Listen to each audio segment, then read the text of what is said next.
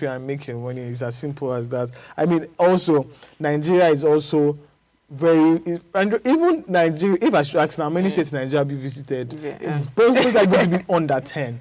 So start from your own country, visit them. You see there, and we thank God now that there are more flights now. There are more airports in some places. There are more. There's train as well now, so it makes transport very easy. So start from Nigeria first. You don't need visa for that, and it's going to be cheaper, obviously. So that money that you use for flights, use it for your vacation that you want to use here in Nigeria, or go to Rwanda, go to Kenya, go to South Africa. That you see, plenty. There are a lot of places that you can just go to, and also and enjoy yourself at the end of the day. So we might not even need to go there. But again, with EU, right? I don't understand that they're trying to close their border because there actually been a lot of security breaches across Europe. And I guess was it Denmark now that has already banned the flight of civil drones at the moment. And that's because, and also we also saw the close down over the weekend. We saw the close down of, I guess German airports now twice. I can't remember. I guess it's German airports twice. It is, which shows how much of security breaches that they are experiencing these days, and it's really, really not nice. And so I don't understand they're also trying to curb all of this. But one thing that we should also notice that keeping someone's data for so long also puts you as risk of how secure. I know that when it comes to data security and also data protection, EU is like the standard of the world at the moment. With their, I guess that's the GDPR something. I really can't remember the name, but I guess it's general protection, data protection regulation or something like that. But they have the best and they have the standard when it comes to data protection. But even with that, keeping someone's data for up to 3 years is actually a very long time. I probably should also look out for reducing it. And also, it also affects every other person as well, even though we that are Nigerians as well, because it means stricter restrictions is border. In fact, longer processing, visa processing, wait time exactly. Every other thing, economy. Yeah, obviously. I mean, look at Dubai, for example. That I guess they banned the entry of Nigerians at a point in time, and they noticed that their economy just went down immediately, and they reversed that. And I guess now they do not allow single men again to their country. So you have to be a married man if you want to go there. I really don't understand the logic behind that, but it just shows how much as well. But again, even when you're trying to close down your borders, you also will lose some money. And we've seen that with Trump. We've also seen that. Yes. And we might see that again in Europe. And I guess that's it. I guess we'll go on the break now. Once we return, we'll continue with the idea money that there's not going anywhere. We'll be right back.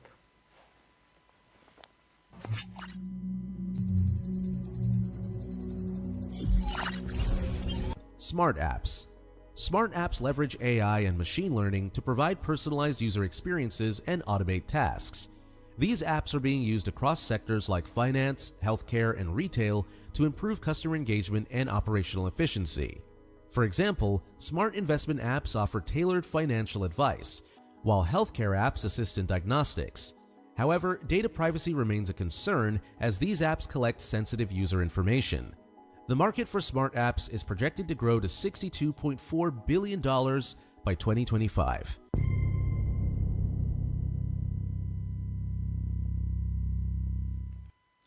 Yeah, welcome back. We're still on Idea Money Digest. We're looking at the last story for the day. Semi-Custom move to tackle border bottleneck. The Nigerian Customs Service Semi-Area Command has held a high-level stakeholders meeting aimed at tackling persistent border bottleneck, reducing multiple checkpoints and enhancing legitimate trade along the semi-border corridor, one of West Africa's most strategic trade routes linking Lagos to Abidjan. The Custom Area Comptroller Wale Adenuga led discussion with border stakeholders, including community leaders, representatives of security agencies, clearing agents, and Nigeria Embassy in the Benin Republic. Addressing journalists after the meeting, Comptroller Adenuga said the service is determined to restore sanity and order along the semi-border, stressing that days of unnecessary delay and extortion at multiple checkpoints are over. It described the number of checkpoints along the corridor as disgraceful, revealing that the Comptroller of Customs, Adewale Adeniyi, has directed the immediate reduction. Adenuga also announced plans to set up an implementation committee to monitor compliance and sustain ongoing reforms. He emphasized that facilitating legitimate trade remains central to the vision of the Comptroller General, whose leadership he noted is focused on creating a business-friendly environment and promoting economic growth across Nigerian borders.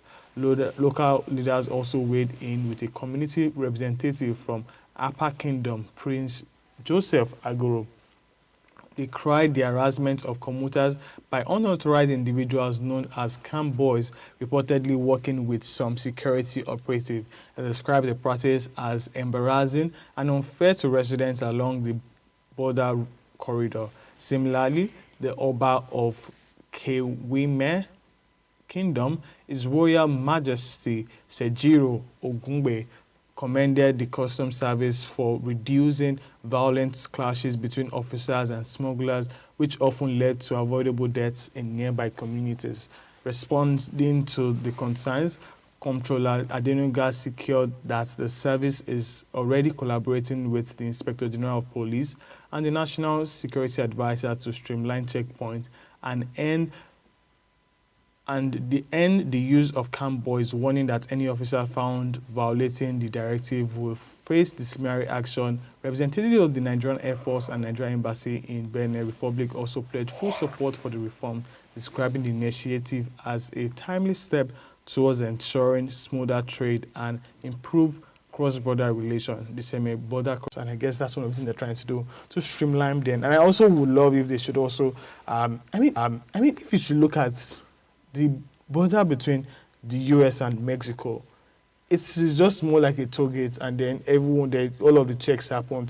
If there's anything suspicious, you have asked to park somewhere, and then you are being checked. But this one is more like multiple checks. You go from this person to that person to this person to this one is more like multiple checks. You go from this person to that person to this person to that person, and it shouldn't be. Just try to exactly.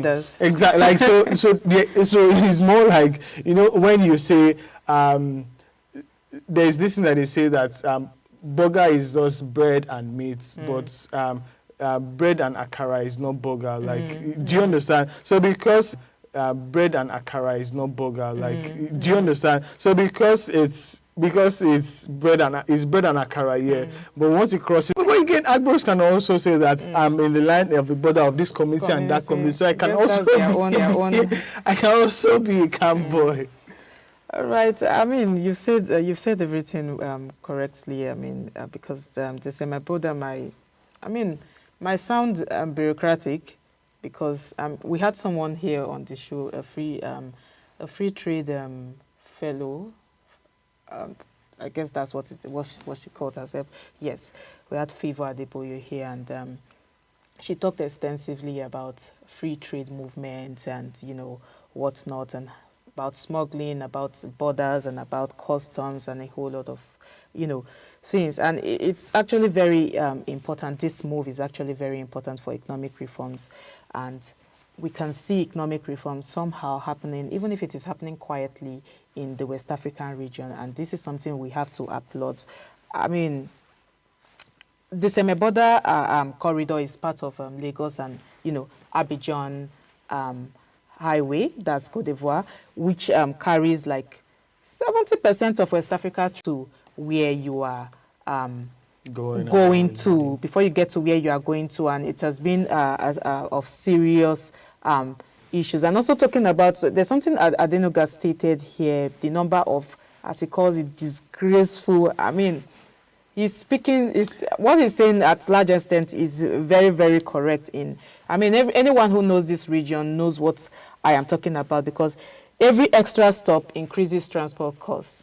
Every extra stops increases, inflates travel bribery. Time. Yes, increases travel time as well. It inflates commodity prices, and every delay kills that competitiveness for when we talk about free trade, and increases smuggling, because you are trying to stop we are trying to stop smuggling, and then you are bringing things like this. You are extorting people. People want to find the easier way out. And what's the easier way out? It is to smuggle goods. I remember, was it in 2021 that Nigeria closed the border, and we felt it. We saw an increase in rice, especially rice, and you know, the cost of rice rather. And it's one reason why it costs 3 times more. For example, when you want to